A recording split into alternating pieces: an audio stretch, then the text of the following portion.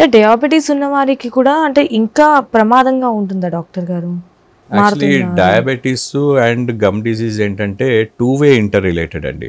టూ-వే interrelated అంటే diabetes ఉన్న వాళ్ళకి చిగురు జబ్బు ఇంకా ఎక్కువ పెరిగిపోతుంది. రెండోది చిగురు జబ్బు రావడం వల్ల కూడా డయాబెటీస్ వచ్చే అవకాశం ఉంటుంది. సో చాలామంది పేషెంట్స్ మా దగ్గరకు వచ్చినప్పుడు ఏంటంటే వాళ్ళకి తెలియకుండా ఉంటుంది వాళ్ళకి డయాబెటీస్ ఉన్నాయి కానీ.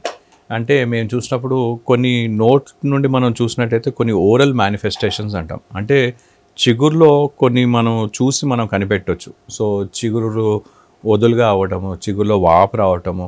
ఈ డయాబెటీస్ ఉన్న వాళ్ళలో ఒక నోటి దుర్వాసన, ఒక స్పెసిఫిక్ టైప్ నోటి దుర్వాసన ఉంటుంది. అంటే నార్మల్ నోటి దుర్వాసనకి దీన్ని మనం తేడా ఉంటుంది. కొద్దిగా తీపు లాంటి నోటి దుర్వాసన, కీటోన్ బాడీస్ వచ్చేసి మనకి తీపు లాంటి నోటి దుర్వాసన ఉంటుంది. దీన్ని ఈ డయాబెటీస్లో మనం కనిపెడతాం. సో చాలామంది పేషెంట్స్ వచ్చినప్పుడు మీకు డయాబెటీస్ ఉందా అని అడిగితే లేదు మాకు డయాబెటీస్ లేదని అంటారు. కానీ యాక్చువల్గా వాళ్ళకి టెస్ట్ చేస్తే ఆల్మోస్ట్ 400, 500 అలా షుగర్ లెవెల్స్, గ్లూకోజ్ లెవెల్స్ ఉంటాయి.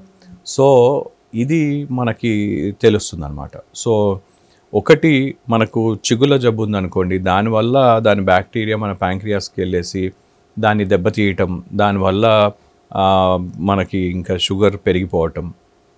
రెండోది ఒకవేళ డయాబెటిక్ లెవెల్స్ ఎక్కువ ఉన్నాయి అంటే మన గ్లూకోజ్ లెవెల్స్ ఎక్కువ ఉన్నాయి అనుకోండి, అలాంటప్పుడు మనకు దానివల్ల సెకండరీ ఇన్ఫెక్షన్, చిగురులో ఆల్రెడీ ఇన్ఫెక్షన్ ఉంది ఇంకా ఎక్కువ వ్యాపించే అవకాశం ఉంటుంది. మూడోది ఏంటంటే మేము ఆల్మోస్ట్ మా పర్సనల్ రీసెర్చ్ సెంటర్లో, మా దగ్గర ఉన్న క్లినిక్లో రీసెర్చ్ సెంటర్లో కొంతమంది సివియర్ గమ్ డిజీజ్తో మా దగ్గరకు వస్తారు. వాళ్ళకి అన్ని పళ్ళు తీసేసి మేము ఇంప్లాంట్స్ పెట్టాం.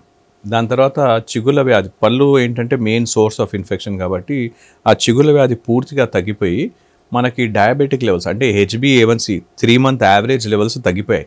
ఆల్మోస్ట్ 2 points తగ్గిపోయాయి. అంటే 8, 9 ఉన్న వాళ్ళకి 7కి తగ్గిపోయింది. అంటే నార్మల్ లెవెల్స్కి వచ్చేసాయి. సో అది మనం ఏంటంటే ఈ దాంతో మనకి టోటల్గా తెలుస్తుంది ఏంటంటే ఈ చిగుళ్ళ వ్యాధి వల్ల డయాబెటిక్ కూడా లెవెల్స్ అంటే మనకి కంట్రోల్ అనేది బాగా తగ్గిపోతుంది.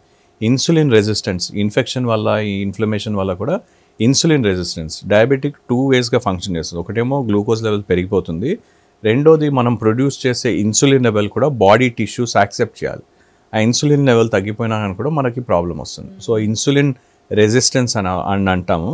ఈ చిగుళ్ళ వ్యాధి ఉన్న వాళ్ళకి ఇన్సులిన్ రెసిస్టెన్స్ కూడా ఇంకా బ్యాడ్ అయిపోతుంది.